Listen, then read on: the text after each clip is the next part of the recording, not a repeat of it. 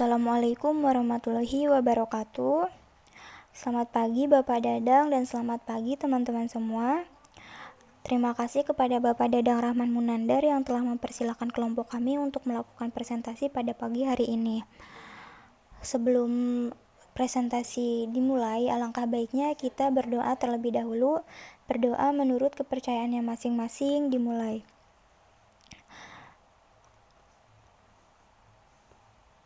Berdoa dicukupkan. Baik, untuk mengefisienkan waktu, kita langsung saja mulai presentasinya. Di sini kami akan membahas materi mengenai pengelolaan kelas yang merupakan salah satu subtema dari mata kuliah pengelolaan pendidikan dengan dosen pengampu Dr. Haji Dadang Rahman Munandar MPD. Dari kelompok 2 ada yang pertama Indah Permata dengan NPM 2110631050128 dan saya sendiri Putri Permatasari 2110631050023 selaku moderator yang akan memandu jalannya presentasi pada pagi hari ini. Baik, untuk mengefisienkan waktu, langsung saja ke materi pembahasannya.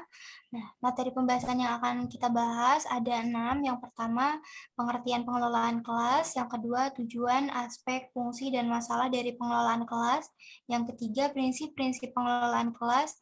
Yang keempat, pendekatan pengelolaan kelas. Yang kelima, penerapan sistem pengelolaan kelas. Dan yang keenam, komponen dalam mengelola kelas. Langsung saja ke materi yang pertama. Apa sih pengertian dari pengelolaan kelas?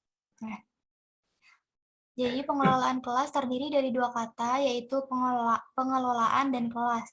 Pengelolaan berasal dari kata kelola ditambah awalan pe dan akhiran an. Istilah lain dari pengelolaan yaitu manajemen yang berarti ketatalaksanaan, tata pimpinan, dan pengelolaan. Secara umum, pengelolaan kelas adalah penyediaan fasilitas dengan berbagai macam yang dibutuhkan untuk kegiatan mengajar dalam kelas. Guru berupaya untuk menciptakan dan memelihara kondisi belajar dan membantu siswa apabila terjadi gangguan dalam proses belajar. Selanjutnya, pengertian pengelolaan kelas menurut para ahli. Yang pertama, menurut Haradi Nawawi, bahwa pengelolaan kelas dapat diartikan sebagai kemampuan guru untuk memberi kesempatan yang seluas-luasnya pada setiap personal untuk melakukan kegiatan yang kreatif dan terarah. Yang kedua, menurut Suharsimi Arikunto, bahwa pengelolaan kelas adalah usaha yang dilakukan penanggung jawab dalam kegiatan belajar mengajar agar tercapainya kondisi yang optimal seperti yang diharapkan. Menurutnya, pengelolaan kelas dapat dilihat dari dua sisi, yaitu pengelolaan yang menyangkut siswa dan pengelolaan fisik. Dan yang terakhir, menurut Syaiful Bahri Zamarah dan Aswan Zain, bahwa pengelolaan kelas adalah suatu usaha yang dilakukan untuk mengatur kelas dan kepentingan pengajaran. Materi yang kedua mengenai tujuan, aspek, fungsi, dan masalah dari pengelolaan kelas. Nah, menurut Undang-Undang Nomor 20 Tahun 2003 tentang Sistem Pendidikan Nasional bahwa tujuan pendidikan nasional untuk mengembangkan potensi dari peserta didik. Selain itu, pendidikan untuk membentuk siswa menjadi warga negara yang memiliki sikap demokratis dan bertanggung jawab. Pengelolaan kelas merupakan keterampilan yang harus dimiliki seorang guru dan dalam memutuskan, memahami siswa, mendiagnosis, dan kemampuan bertindak menuju pada perbaikan kelas. Yang perlu diperhatikan beberapa aspek yang penting dalam manajemen kelas seperti sifat kelas, pendorong kekuatan kelas, situasi kelas yang dibuat, tindakan seleksi, dan mengolah kreativitas siswa. Nah, guru sangat berperan penting dalam manajemen kelas untuk menciptakan suasana yang nyaman. Nah, berikut ini fungsi dari manajemen kelas atau pengelolaan kelas. Yang pertama, memberikan dan melengkapi fasilitas untuk segala macam tugas seperti membentuk kelompok yang bertujuan untuk membentuk kerjasama tim, membantu kerjasama dalam menemukan tujuan organisasi serta mengubah kondisi kelas, dan yang kedua, membantu mengarahkan agar tugas berjalan dengan lancar. Nah, selanjutnya ada masalah dalam pengelolaan kelas. Nah, masalah manajemen kelas dikelompokkan menjadi dua, yaitu masalah individual dan masalah kelompok. Masalah individual seperti untuk mendapatkan perhatian orang lain dengan menunjukkan kekuatan yang ia miliki, menyakiti perasaan orang lain, dan peragaan ketidakmampuan. Masalah-masalah yang terjadi dalam kelompok seperti kelas yang kurang melekat satu sama lain, kelompok yang mudah dialihkan perhatiannya, dan penyimpangan norma tingkah laku yang telah disepakati sebelumnya. Selanjutnya, materi yang ketiga mengenai prinsip-prinsip dalam pengelolaan kelas. Nah, ada 6 prinsip dalam pengelolaan kelas, diantaranya yang pertama, guru yang hangat dan akrab dengan siswa akan selalu menunjukkan antusias pada tugas atau aktivitas yang dilakukan oleh siswa. Yang kedua, penggunaan kata-kata tindakan, cara kerja atau hal yang menantang akan meningkatkan gairah siswa untuk belajar sehingga dapat mengurangi tingkah laku yang menyimpang. Yang ketiga, menggunakan media bantu untuk mengubah suasana kelas, gaya mengajar guru dengan berinteraksi kepada siswa untuk mengurangi munculnya gangguan. Yang keempat, keluasan tingkah laku guru untuk mengubah strategi yang dapat mencegah munculnya gangguan pada siswa dan menciptakan iklim belajar yang efektif. Yang kelima, guru menentukan hal-hal positif untuk menghindari pemusatan anak-anak ada hal yang negatif.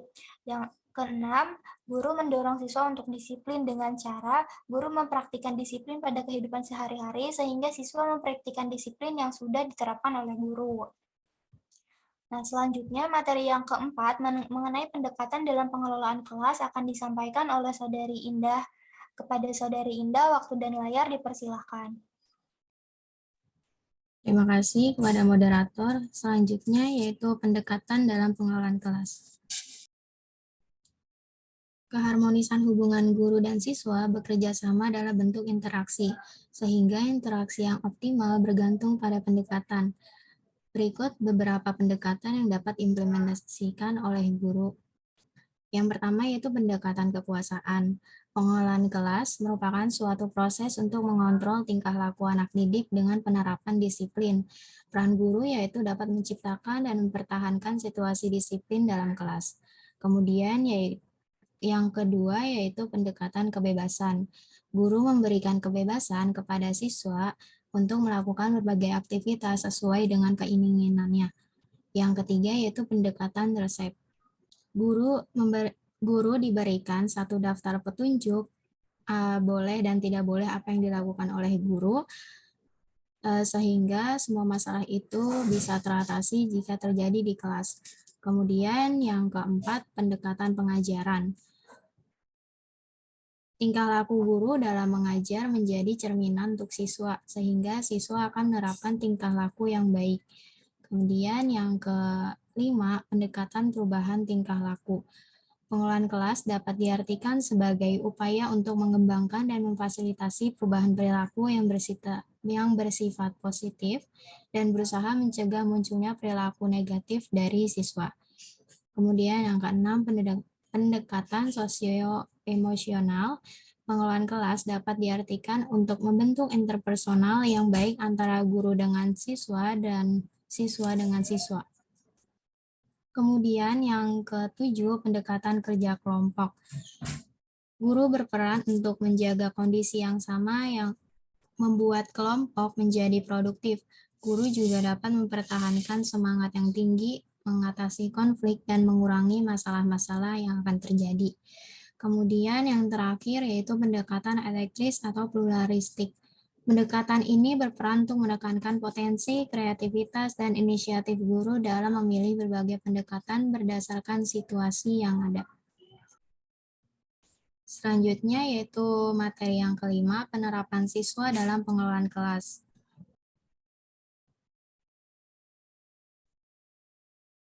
Ada beberapa teknik untuk menghadapi siswa ketika terjadi masalah di dalam kelas. Yang pertama itu teknik mendekati.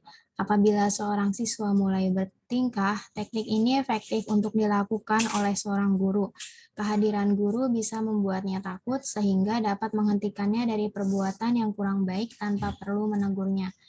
Kemudian yang kedua yaitu teknik memberikan isyarat. Guru hanya perlu memberikan isyarat apabila siswa berbuat yang tidak baik. Kemudian yang ketiga, teknik mengadakan rumor. Teknik mengadakan humor. Maaf, di situ salah ketik. Dengan teknik ini, guru akan mempertahankan suasana baik serta memberikan peringatan kepada si pelanggar. Kemudian yang keempat, teknik tidak mengacuhkan. Guru tidak perlu menghukum setiap pelanggaran, sehingga guru membuat perhatian yang lebih terhadap siswanya. Next. Selanjutnya yaitu yang kelima, teknik mengadakan diskusi secara terbuka. Guru mengajak siswanya untuk berdiskusi atas perbuatan-perbuatan yang terjadi. Kemudian yang keenam, teknik memberikan penjelasan tentang prosedur. Terkadang masalah kedisiplinan ada hubungannya dengan siswa melaksanakan tugas yang diberikan. Kemudian yang ketujuh yaitu teknik mengadakan analisis. Guru dapat menganalisis apabila siswanya melakukan perbuatan yang tidak baik sehingga perbuatan itu diulangi terus-menerus. Kemudian yang kedelapan yaitu teknik mengadakan perubahan. Guru dapat mengubah cara pembelajaran untuk mengganti suasana kelas agar siswanya tidak mudah bosan. Kemudian yang terakhir yaitu teknik menghimbau.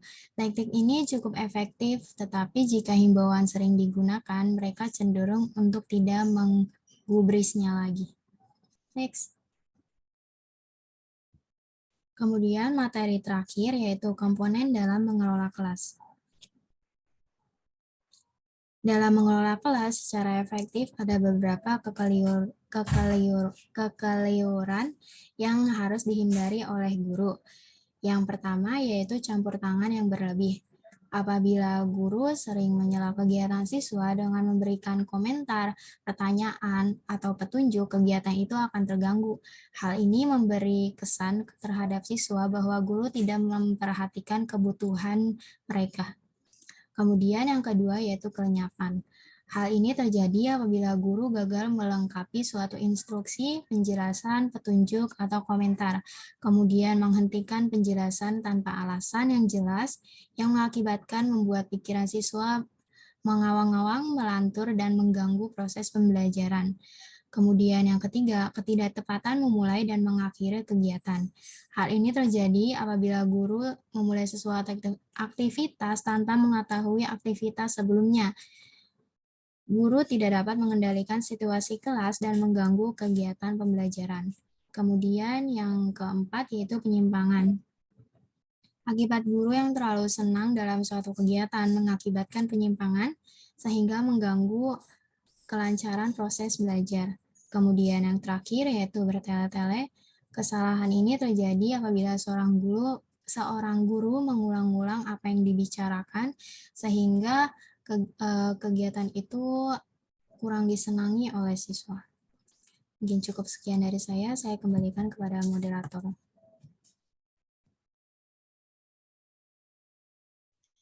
Baik, terima kasih Teh Indah. Pemaparan materi dari kelompok 2 sudah dicukupkan. Mungkin untuk sekarang akan dibuka sesi Q&A. Nah, bagi teman-teman yang ingin bertanya, bisa mengaktifkan fitur raise hand-nya ya. Baik, terima kasih yang sudah bertanya. Ya. Dimulai dari Mela terlebih dahulu, dipersilakan sebutkan nama dan asal kelompoknya.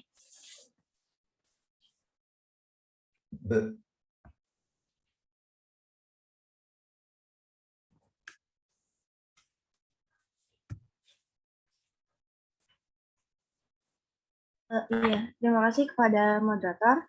Saya Melanu Haliza dari kelompok 3.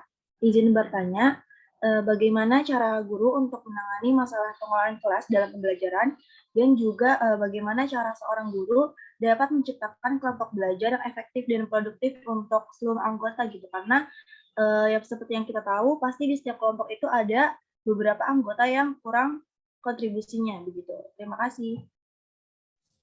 Baik, terima kasih Mela atas pertanyaannya. Selanjutnya pertanyaan dari Seruni, dipersilakan. Terima kasih, saya Seruni dari kelompok 3 izin bertanya. Apakah implementasi pengelolaan kelas saat ini sudah sesuai dengan prinsip-prinsip pengelolaan kelas yang kalian jabarkan pada PPT? Terima kasih. Baik, terima kasih Saruni atas pertanyaannya. Selanjutnya pertanyaan dari Intan Nuraini, dipersilakan. Sebelumnya, terima kasih kepada moderator. Saya Intan Nuraini dari kelompok 4 izin bertanya, bagaimana jika seorang guru tidak menerapkan prinsip-prinsip pengelolaan kelas seperti yang tertera di PPT? Terima kasih. Saya kembalikan kepada moderator. Baik, terima kasih Teh Intan atas pertanyaannya. Selanjutnya pertanyaan dari siapa?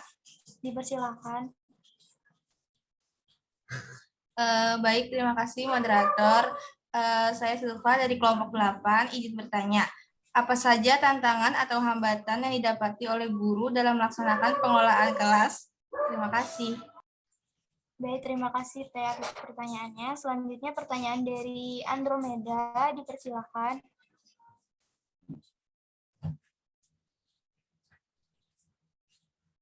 Baik, izin bertanya, bagaimana indikator guru dalam keberhasilan mengelola kelas? Oke, terima kasih atas pertanyaannya. Selanjutnya pertanyaan dari Rahnis, dipersilakan. Sebelumnya, terima kasih moderator. Saya Rani Sarofa dari kelompok 5, izin bertanya, apakah yang dapat dilakukan oleh seorang guru jika dalam penerapan prinsip-prinsip dalam penerapan kelas tidak dapat berjalan dengan baik? Oke, baik. Terima kasih atas pertanyaannya. Selanjutnya pertanyaan dari Apriani, dipersilakan. Oke, izin masuk, izin bertanya. Tadi kan di dalam PPT kan ada dalam mengelola kelas secara efektif ya, ada beberapa kekeliruan yang harus dihindari oleh guru. Pertanyaannya, jika guru melakukan kekeliruan itu, bagaimana sih sikap seorang siswa atau murid untuk mencegah hal tersebut itu agar tidak terjadi? Lalu, apakah seorang siswa itu harus menegurnya? Kalau misalnya mau negur gitu, negurnya itu gimana gitu. Terus kalau misalnya udah ditegur, si guru itu masih tetap seperti itu, bagaimana? Oke, terima kasih atas pertanyaannya. Pertanyaan selanjutnya dari Nanda Patira Duyanti, dipersilakan. Baik, terima kasih moderator. Saya Nanda Fatira Duyanti dari kelompok 1, izin bertanya, apa akibatnya bagi seorang siswa jika salah satu implementasi pendekatan dalam pengelolaan kelas itu tidak terpenuhi dan bagaimana solusinya? Terima kasih. Oke, baik. Terima kasih atas pertanyaannya. Selanjutnya pertanyaan dari Mailiza. Persilakan, Teh. Baik, terima kasih moderator. Sebelumnya, saya Mailiza Bukti dari kelompok 6 yang bertanya, apa saja kelebihan dan kelemahan yang ditemukan saat melakukan pengelolaan kelas dengan menggunakan pendekatan sosio-emosional. Terima kasih. Oke, terima kasih Teh atas pertanyaannya. Pertanyaan selanjutnya dari Teh Amanda. Baik, terima kasih. Saya Amanda Mutiara Putri dari kelompok 11, izin bertanya. Hampir mirip dengan pertanyaannya Teh Mela sebelumnya, ya, namun ini yang lebih secara umum. Menurut pendapat kelompok 2, bagaimana sih cara kita mewujudkan proses pembelajaran matematika di kelas yang efektif, kondusif, dan menyenangkan agar dapat memotivasi siswa untuk belajar dengan baik? Terima kasih.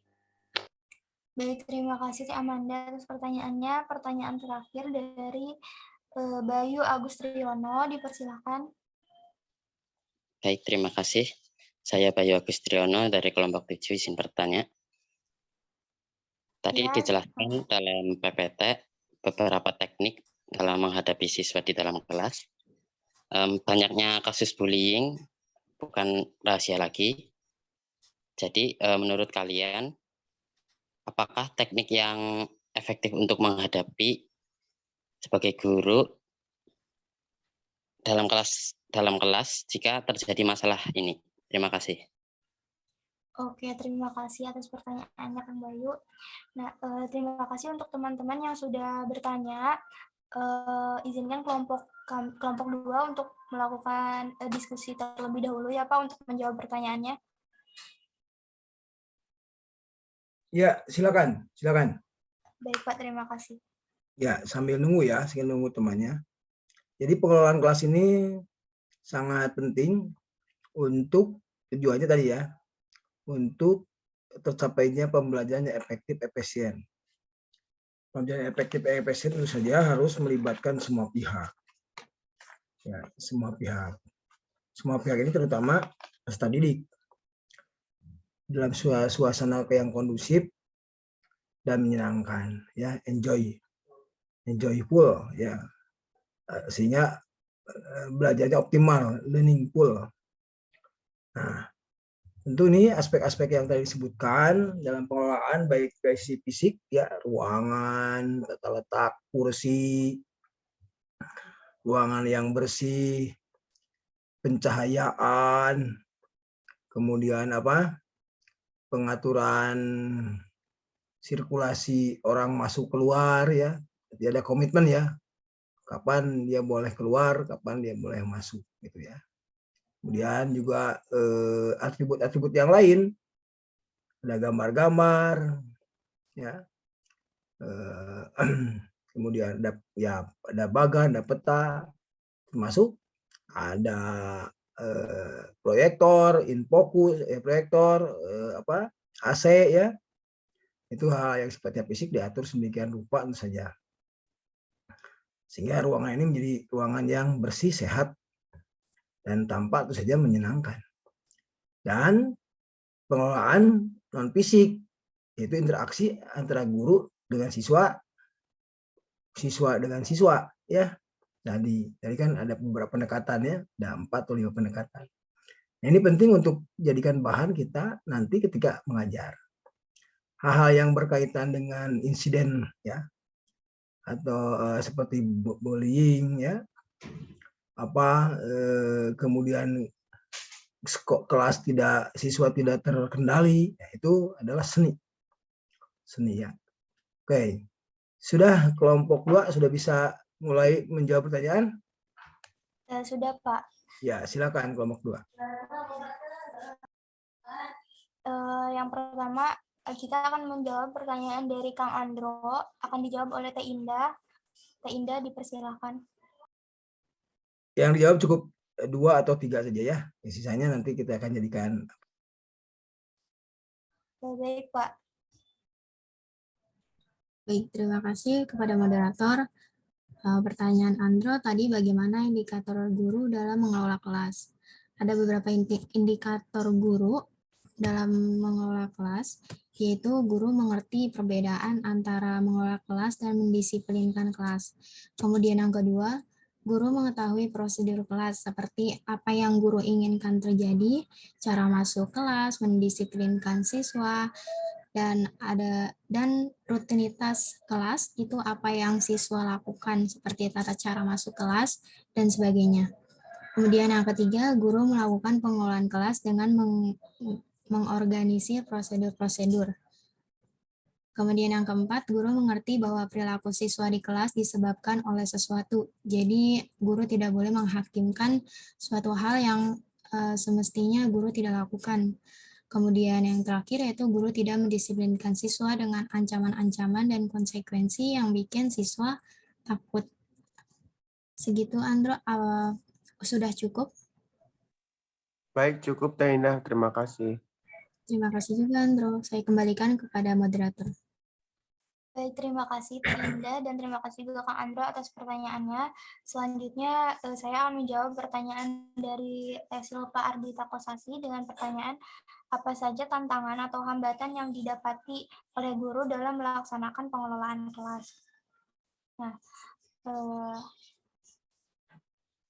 yang pertama, perilaku yang beragam. Nah, mungkin kita bisa menyesuaikan dengan siswa, jadi jangan terlalu mengekang siswa dengan peraturan-peraturan yang guru buat dalam belajar. Nah, selain itu, kita sebagai guru dapat memberikan perhatian kepada semua siswa, tidak hanya perhatiannya ke siswa yang itu saja, sehingga tidak terjadi kesirikan gitu ya antara siswanya. Nah, yang kedua, kita membantu siswa untuk mencari apa sih minat dan bakat yang siswa miliki. Caranya itu misalnya kita sebagai guru mengajukan ke sekolah untuk mengadakan ekskul atau organisasi yang bisa menampung minat dan bakat siswa. Misalnya mengadakan ekskul menari atau mengadakan paduan suara. Nah, jadi siswa yang mempunyai bakat menari dan menyanyi bisa mengembangkan bakatnya lewat ekskul tersebut. Nah, yang ketiga, konsentrasi siswa yang berkurang. Nah, mungkin dalam masalah ini guru bisa lebih sabar dan lebih teliti dalam menjelaskan materi. Jangan terlalu cepat dalam menjelaskan ketika belajar di kelas. Terus guru juga harus lebih memahami bagaimana cara siswa tersebut belajar. Dan yang terakhir, pengajaran yang kurang efektif. Nah, misalnya guru bisa belajar dengan metode yang beragam, misalnya dengan menggunakan alat peraga atau dengan menggunakan video animasi, atau mungkin bisa belajar di luar kelas seperti pelajaran-pelajaran yang berhubungan dengan alam, seperti mata pelajaran IPA. Nah, siswa bisa belajar di halaman sekolah ataupun di ruang terbuka lainnya. Nah, seperti itu Teh Silpa jawabannya. Baik, terima kasih kepada Bapak Dadang Rahman ya, dan juga kepada teman-teman semua yang sudah memperhatikan kelompok 2 dalam diskusi kali ini. Mohon maaf apabila masih banyak kesalahan dan kekeliruan dalam menjelaskan materi. Saya Putri dan Indah dari kelompok 2 pamit undur diri. Wassalamualaikum warahmatullahi wabarakatuh.